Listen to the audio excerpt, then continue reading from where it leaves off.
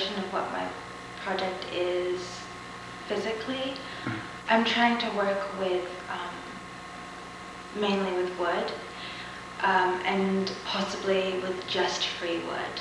And because of the baggage and the relationships that free wood has with its previous owners, I'm trying to rework the wood so although it's come to me for free, it doesn't have the excess baggage that let's say an inlaid tabletop would have. I'm really interested in building interactive sculptures, maybe more towards machines.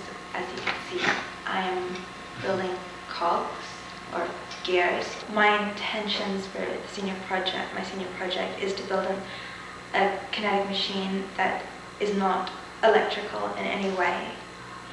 I guess goes back to the whole concept of the deterioration of technology and how the machine, where the machine came from and what went into making a machine before we had computers and iPods.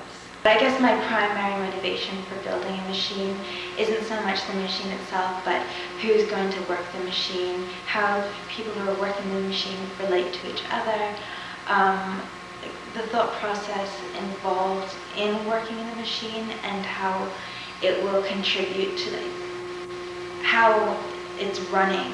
The running of it will contribute to the final piece itself, rather than just the physical nature of it apart from the viewer. Oh, completely. But I also want it to be a question of the movement that they're making, what they're generating. Where is it? Where is the outcome of their movement? Mm-hmm. So, for instance, if a gear turns over here, mm-hmm. what they're turning might not be right next to it. It might be on the other side of the wall. Right. And so that I guess I would like to, or attempt to, create a curiosity. So that there's an interest in working the machine because of the curiosity of what are people actually doing? What are they actually making? What is the actual outcome that they're generating? Yes, I would say I would agree with that because, if anything, gears form together to create a movement, and there's something, to me, there's something deeply beautiful and poetic about that concept of collaboration, especially if it can extend to the collaboration between the viewers in order to get the machine to work, which I guess is my ultimate goal. The other thing that I thought was quite interesting is that the gear is a representation, is a symbol of technology, yet almost none of contemporary technology has gears in it, yet it still remains this emblem of progress. Last semester I took a drawing class with Andrew Mockler and the sculpture class that we took together with Kristen Lucas. Yeah. And both of those classes had quite a big impact on the work that I want to do for my senior project. I guess I never really thought about the concept of movement or propelled movement in sculpture, kinetic sculpture. Although, in the past I've done work that was interactive, previously my interests lay in how I could almost decide how the viewer or the person who's interacting with it was going to feel.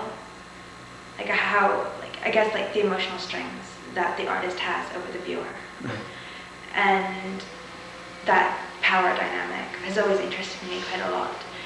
And then with Kristen's sculpture class, I began to realize there's a whole field and variety of movement that exists that you can implement within sculpture.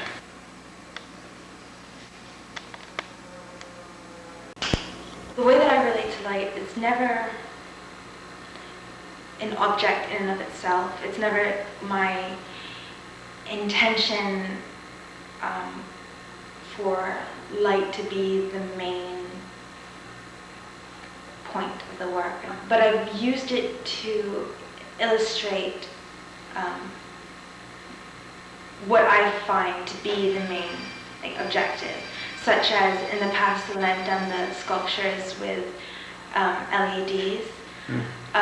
My interest wasn't so much in the LED itself, and more in the movement that the LED and the shapes that the LEDs made. I guess in general, when I use light in my work, I'm interested in demonstrating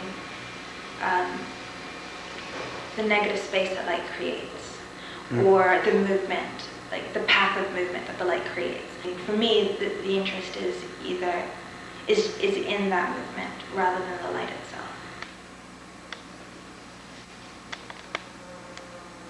Well, it's interesting that you brought that up because it's something I've been really thinking about recently.